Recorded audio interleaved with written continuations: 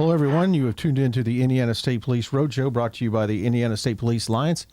Cops for Kids, a subsidiary of the Indiana State Police Alliance. I'm your host, Sergeant Rich Myers. With me today is a good friend of the show, a couple of good friends of the show that have been on here before, Captain Dave Burston of the Public Information Section of the Indiana State Police, actually commander of the Public Information Section, and the ISP Museum Curator, Lauren Baker. Lauren, thank you for being here with us. Thanks for having us, Rich. Captain, thank you for being here. Very glad to be here. Thanks for inviting us. Of course, behind the scenes with us each and every week is Tom Trial that puts us on YouTube. You can also enjoy the show each and every week on the YouTube site, so we'll go there and catch all the shows from ISP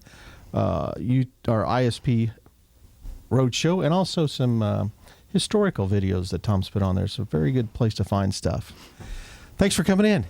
We appreciate you guys being here. It's kind of unique what we're going to talk about today. Historical stuff. Yes, yes, exactly. Background, and it's something that needs to be done, and I don't think it has ever been tackled here by the state police, has it, Captain?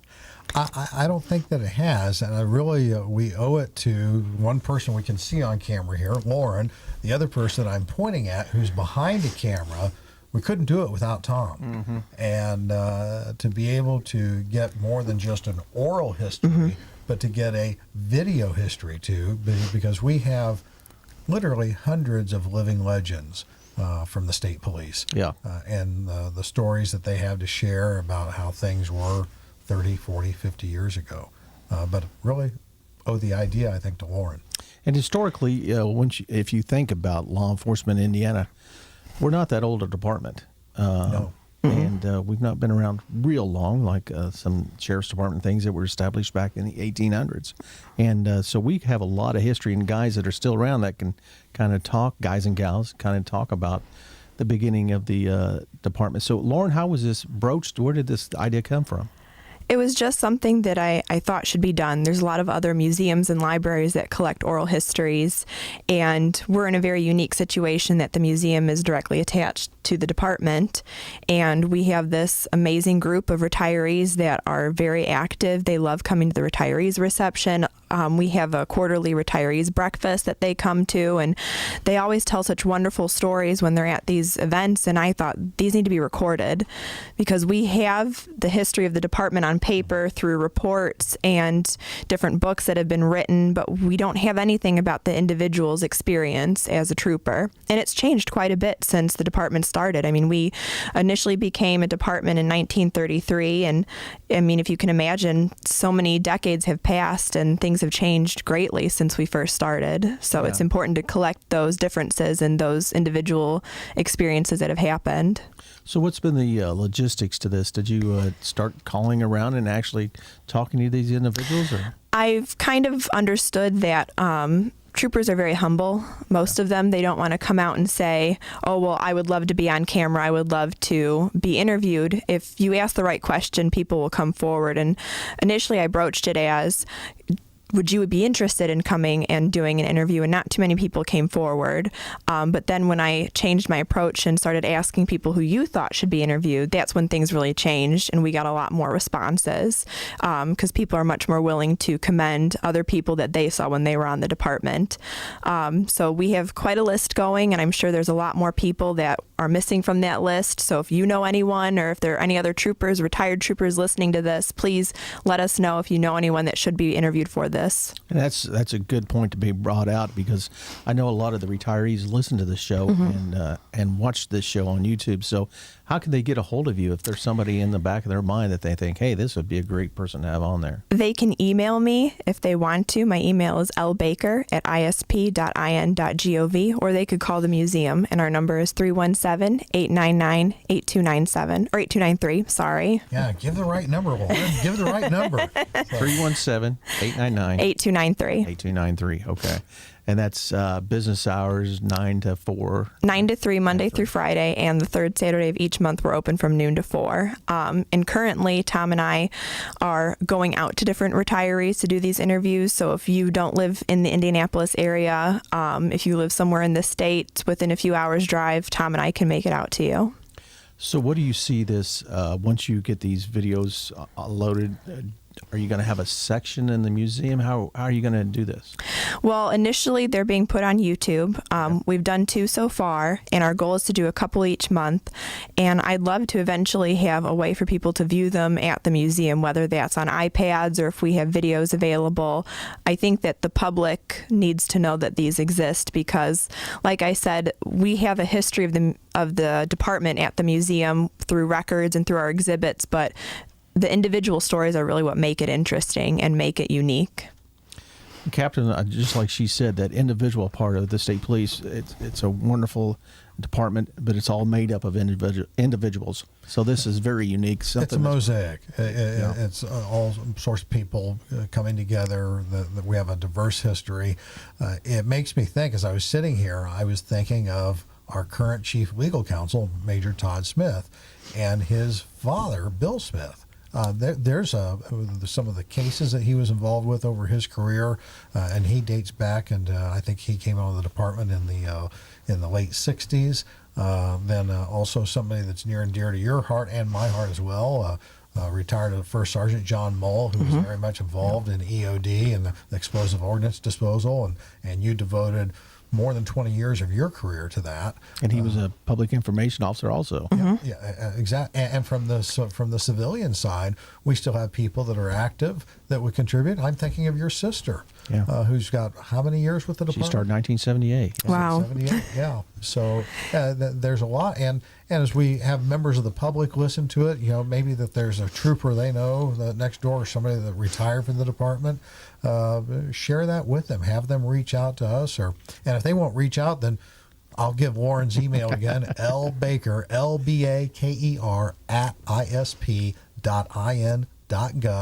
or give us a call at that number again if you didn't have a pencil and paper before, 317-899-8293. And even if you call after business hours, there's an answering machine there. You can leave a message. Boy, I really dated myself. There's not an answering machine there, but it takes your message. So, hey, maybe I could talk about history stuff. There you go. Well, again, you've tuned into the Indiana State Police Roadshow, brought to you by the Indiana State Police Alliance, Cops for Kids, a subsidiary of the Indiana State Police Alliance. I'm talking with Captain Dave Burson, the commander of the Public Information Section of the Indiana State Police, ISP Museum Curator Lauren Baker, and we're talking about the history of the Indiana State Police and kind of a unique detail that they're doing. Lauren, had you heard about any other museums around the country doing this or anything? I know the Indiana Historical Society collects oral histories. And like I said, there's quite a few different museums and libraries throughout the world that do this. It's one of those things where there's always going to be a written record of things that happened, whether it's primary sources or books written about an event. But talking to the people that have experienced those things, it gives you a very different perspective. Like we talked with Bob Klein, who's a retiree, and he served in the 40s, 50s, and 60s, and he was the commander of the Southern District of Indiana. And just listening to his stories were absolutely amazing, because when he initially came on, he didn't have to go through academy because he was taking classes at IU in criminal justice. Wow. And it was one of those things where there were academies at that time. Our first academy was in 1935. And you just assume nowadays, because it's unheard of for someone to go onto the department without going through academy, and to have someone say, nope, they trusted me enough to become a trooper without going through academy is pretty amazing. Raise your hand. I do. Here's your badge. Here's your gun. Go forth and protect. Yeah, go forth without a radio, without any communications back to the people that are sending you to go there, and be careful, right? Yeah. Find a store where you can call in and check in and let us know you're still alive. So, any other police agencies that you've talked to around the state or the country doing this that you've heard of? I'm not sure. Okay. I know that the Indianapolis Police Department, they have a wonderful woman named Sergeant Joe Moore, and I know she's retiring very soon, but she's been charged with putting their archives together, and she's done an excellent job. And I really hope that she continues to do that work, and they continue to see that it's important for her and her predecessor, or not her predecessor, the person that comes after her, to do that work. And I don't know if they have oral histories, but I hope that they start collecting them, and I think that other departments really need to consider collecting these kind of stories. Yeah, and as we're sitting here talking about one that I think I'm recalling correctly, I think the Indiana War Memorial has oral video history. They do. And I've watched a couple of those. I think they're always up. Because I remember they had a kiosk at one time at the front of the building that, I found it very interesting. And some of them were just written. Then there were others that you could watch and hear the person from their own mouth talk about the history. Well, that's what's unique, and I recall the video that you were in, along with John Ball, Rick Hammer, very good storytellers, very good gentlemen, with past Superintendent Weitzel, that video that was produced, and that's kind of what we're looking for, isn't it, Dave? What was that? Are you speaking? So now you're taxing my memory. Was that the 75th anniversary? Correct. Yeah. Okay. Yes. Yeah. And we haven't. We're now. This is year 85. I haven't done my math properly. 1933 to 2017. 84. 84th. So next year's our 85th. So it's probably time to redo that. And we're talking about our history. Then our camps. We had a video that was done on camps. Yeah. And I think Tom, that's another project. Tom, how many ways can you divide yourself? He's not going to talk and answer. Now he's standing right over my right shoulder though. But we would be lost without the services that Tom Trials brought. And the other thing that's very important to comment on is the support from Superintendent Carter. Yes, absolutely.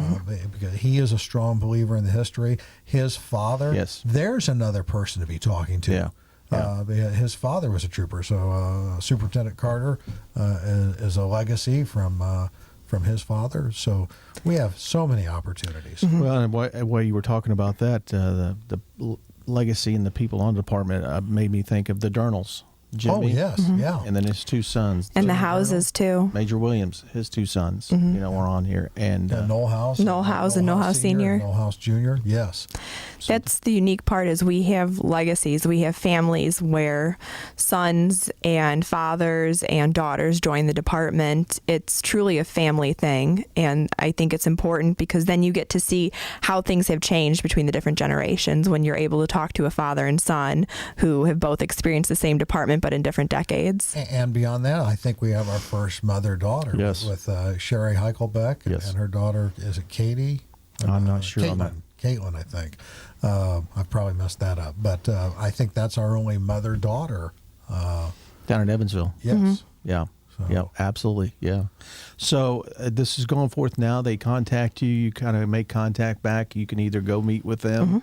They can come into the museum, set up, and talk. Exactly. And it's one of those unique situations where it's right place, right time, because without Tom, we wouldn't be able to do this. It would be me with a recorder going to different places to interview people. So it's wonderful that we have Tom who has the knowledge and expertise to help with these projects.